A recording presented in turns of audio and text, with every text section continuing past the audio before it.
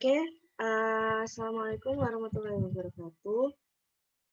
Hari ini saya merekam untuk materi minggu keempat psikologi industri karena uh, minggu ini kan hari Rabunya tanggal merah tuh, cuti bersama. Nah, tapi sayang nih kalau kita harus mengganti pertemuan ini dengan pertemuan di hari yang lain. Jadi lebih baik saya merekamkan materi, lalu kemudian saya upload di YouTube. Nah, untuk PPT-nya sendiri dan tugasnya juga sudah saya upload di e-learning. Jadi bisa langsung kalian cek di e-learning gitu. Dan deadline tugasnya adalah minggu depan, hari Selasa malam, tanggal 3 November, jam 23.59, seperti biasanya. Oke? Materinya juga nggak banyak, relatif dikit daripada materi hari-hari kemarin. Sebenarnya paling enak materi ini tuh kalau kita bisa sharing langsung sih. Tapi kita sharingnya lewat tugas aja. Kalian bisa menceritakan pengalaman kalian sebagai tugas itu, gitu. Kalian bisa baca sendiri nanti di e-learning. Oke, kita masuk ke materi. Ya, benar. Materi minggu keempat dari psikologi industri adalah tentang stres kerja. Stres saat bekerja. Waduh, ini banyak banget ya cerita tentang stres saat bekerja itu sendiri. Kayak apa ya, contoh-contoh ringan dari stres kerja itu kalau kalian mungkin di Twitter atau di IG banyak yang sambatan, banyak yang sambat, aduh kerjaan kok nggak selesai-selesai, aduh kok kerjaan ini itu banyak sekali, atau apa ya, kayak banyak nih stres-stres di pekerjaan lainnya. Atau nggak perlulah stres di pekerjaan, tapi stres-stres di kehidupan nyata juga banyak. Gitu. Jadi sebenarnya definisi stres itu apa sih? Stres itu adalah keadaan ketegangan yang dialami oleh individu yang menghadapi tuntutan, kendala atau peluang di luar kendali individu tersebut. Nah, contohnya kayak misal, saya nggak expect sama sekali nih bahwa saya akan mengalami suatu kendala laptop mati.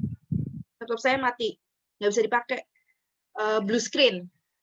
Saya kan nggak expect kan bahwa laptop saya bakal kena blue screen. Nah, padahal di saat yang sama saya juga ada deadline pekerjaan yang besok harus jadi. Nah, di situ kan saya ada keadaan ketegangan yang saya alami gitu loh. Karena saya mendapat kendala di luar kendali saya sendiri. Nah, itu bisa mengakibatkan stres. Stres juga merupakan suatu kondisi dinamis di mana seorang individu dihadapkan pada kesempatan, permintaan, atau sumber daya yang berkaitan dengan keinginan individu tersebut, tapi hasilnya dianggap tidak pasti, walaupun penting. Jadi, apa ya, keadaan yang penuh ketidakpastian, nah itu bisa mengakibatkan stres juga. Stres point atau titik stres sifatnya pribadi. Jadi masing-masing individu itu memiliki tingkat stres yang berbeda. Jadi misal tadi ya, contoh saya menghadapi laptop yang blue screen padahal besok ada deadline pekerjaan. Mungkin saya udah kayak, stres banget nih, kayak nggak tahu harus mau ngapain lagi. Tapi orang lain, let's say si Budi, menghadapi masalah yang sama, dia kayak tenang-tenang aja, biasa-biasa aja, masih bisa berpikir kayak, oh iya, datanya udah saya simpen di cloud, datanya udah saya simpen di drive, jadi saya bisa pinjam laptop teman saya atau laptop saudara saya, jadi nggak tegang-tegang banget lah. Nah, di situ stress point saya dan stress point si Budi itu berbeda, kayak gitu. Nah, stres sendiri itu ada dua macam, ada yang sifatnya konstruktif, ada yang sifatnya destruktif. Stres yang sifatnya konstruktif itu bisa meningkatkan usaha, menstimulasi kreativitas, dan mendorong motivasi kerja individu. Sedangkan stres yang sifatnya destruktif itu bisa mengakibatkan kesalahan, ketidakhadiran, pergantian, ketidakpuasan, penurunan kinerja, dan penyakit, baik penyakit fisik maupun psikis. Sering kan kita overthinking, insecure, terus jadi stres, terus kayak asam lambung naik. Nah, stres itu adalah contoh stres destruktif yang bisa mengakibatkan penyakit fisik atau penyakit psikis, kayak misal penyakit ini apa sih namanya, gangguan kecemasan, anxiety. Nah, itu kan stres yang bisa menyebabkan penyakit psikis kayak gitu. Nah, ini Ada stres intensitas, ada performansi individu. Nah, di sini ada stres yang sifatnya konstruktif, yang bisa meningkatkan performansi individu. Tapi di sini, sisi sini adalah stres yang sifatnya destruktif, karena lajunya menurun kan. Karena dia menyebabkan performansi individu itu turun, kayak gitu. Nah, ini tanda-tanda stres. Perubahan kebiasaan makan, rasa badan nggak sehat, gelisah, anxiety tadi ya, kecemasan, tidak mampu berkonsentrasi, perasaan tegang, gelisah, gugup.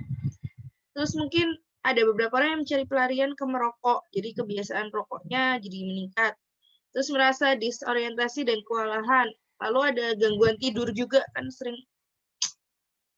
stres, cemas, akhirnya jadi insomnia, akhirnya ada masalah tidur kan, depresi, gampang tersinggung, gampang tersulut emosinya. Nah, ini sakit perut, pusing, dan lemas, asam lambungnya naik. Gitu. Jadi gejala stres pada pekerjaan ini adanya perubahan kebiasaan. Dari kebiasaan asal yang dia hadirnya rutin, tepat dalam pengambilan keputusan, tekun, kualitas pekerjaannya baik, humoris, sikap positif, keterbukaan, tepat waktu, dan memiliki hubungan interpersonal dengan rekan kerja, atasan, bawahan yang baik. Nah, akibat stres bisa jadi dia berubah kebiasaannya. Jadi sering nggak hadir, terus error, salah dalam mengambil keputusan, ceroboh, human error-nya naik, kesalahan kinerja, humor yang buruk, perilaku negatif, tertutup, terlambat, dan adanya gangguan hubungan personal antara atasan bawahan, atasan bawahan, rekan kerja, dan lain sebagainya. Kayak gitu. Nah, sumber-sumber stres. Sumber stres ini ada emang dari pekerjaan ya. Dari pekerjaannya sendiri, ada yang dari personal individunya sendiri. Nah, contoh faktor pekerjaan tuh permintaan pekerjaannya terlalu tinggi atau terlalu rendah. Jadi load kerjanya itu terlalu tinggi sampai dia merasa nggak dapet tuh namanya work-life balance tuh nggak dapet. Dia kayak nggak tahu gimana cara melampiaskan capeknya. Atau load kerjanya terlalu rendah, jadi dia bingung mau ngapa-ngapain lagi tuh kayak bingung, terus akhirnya nggak punya semangat kerja. Lalu hubungan interpersonal yang buruk. Ini mungkin dia ada konflik sama rekan kerja, sama atasan, bawahan. Jenjang karirnya terlalu cepat atau terlalu lambat. Terlalu cepat naik tingkat membuat dia sebenarnya belum siap dengan jabatan baru secara mental. Belum siap dengan tekanan-tekanan di jabatan barunya. Atau yang terlalu lambat, yang dia sendiri itu sebenarnya harusnya udah naik jabatan tapi nggak naik-naik nih, entah karena apa. Akhirnya dia kayak stres gitu kan. Nah, dan juga dinamika peranan. Jadi peranan individu itu di dunia kerja. Apakah overload, underload, ambigu, penuh konflik. Nah, selain faktor-faktor stres, sumber stres yang sifatnya berangkat dari pekerjaan, ada juga yang berangkat dari personal. Yaitu dari kebutuhan, kapabilitas, personality, masalah keluarga, masalah ekonomi, masalah hubungan personal. Jadi, ada yang sifatnya itu eksternal, berarti datangnya dari pekerjaannya, eksternal diri. Ada yang sifatnya internal diri, yang apa ya, datang dari pribadi kita sendiri. Gitu. Lalu ini ada konflik peranan. Konflik peranan yang sifatnya individu adalah bisa aja seorang individu itu stres karena dia harus melakukan hal yang tidak ingin dia lakukan, hal yang tidak dia percaya, dan hal yang dia nggak bisa melakukannya atau bertentangan dengan prinsip hidupnya. Dia pasti stres. Lalu ada konflik peran intersender. Jadi menghadapi situasi di mana dua orang atau lebih meminta kita melakukan dua atau lebih pekerjaan berbeda pada waktu yang sama. Misalnya kita punya dua atasan nih, Budi sama Doni. Budi meminta kita menulis laporan. Deadline-nya besok. Dan siapa tadi? Doni juga meminta kita membuat proposal, deadline-nya besok. Nah, itu kan 2 pekerjaan yang berbeda ya, tapi harus selesai besok. Nah, itu kan juga buat beberapa orang itu bisa menjadi stress point, titik yang membuat dia stres. Lalu ada konflik antar peran. Harus memainkan beberapa bagian atau peran utama dalam hidup Anda. Jadi kayak misal, mungkin kalau kalian tahu orang tua yang single parent, ibu atau bapak, dia kan harus memainkan lebih dari 2 peran kan karena dia single parent. Nah, itu bisa memicu stres. Lalu ada konflik peran intrasender. Satu kondisi di mana seseorang diminta untuk melakukan suatu pekerjaan, tapi pada saat yang sama dicegah untuk melakukan pekerjaan. Kayak misal,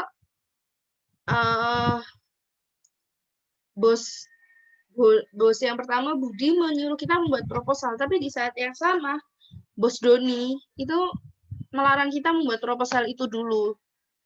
Akhirnya kita bingung kan. Sering kejadian tuh kalau misalnya kalian skripsi punya 2 dosen pembimbing. Dosen pembimbing yang A mintanya apa, yang B mintanya apa, yang dimana itu bertolak belakang. Ini sumber stres berdasarkan probabilitasnya. Jadi dari faktor pekerjaan tuh 26%, faktor keuangan, relationship, children kalau udah punya anak ya, school, fear of disaster atau apa ya, takut bencana, takut teror dan lain sebagainya. Nah, ini model stres. Jadi di sini adalah sumber-sumber stres. Ada sumber dari lingkungan, ada sumber dari organisasi atau perusahaannya, ada sumber yang sifatnya personal. Terus di sini ada individual difference, lebih ke bawaan pribadi ya. Ada persepsi atau prinsip, ada job experience, social support, belief in locus of control, self-efficacy, dan hostility. Nah, di sini ada experience stresnya. Jadi, bisa jadi stres yang dialami di sini itu diakibatkan 4 hal ini. Nah, ini adalah konsekuensinya atau dampak dari stresnya. Bisa dari gejala psikologi, gejala fisiologi, gejala psikologi, dan gejala behavior atau sikap. Nah, dari model stres ini itu ada tugas kalian. Coba kalian, tugasnya adalah, bisa dibaca lebih lengkap di e-learning, tapi ini saya sebutkan.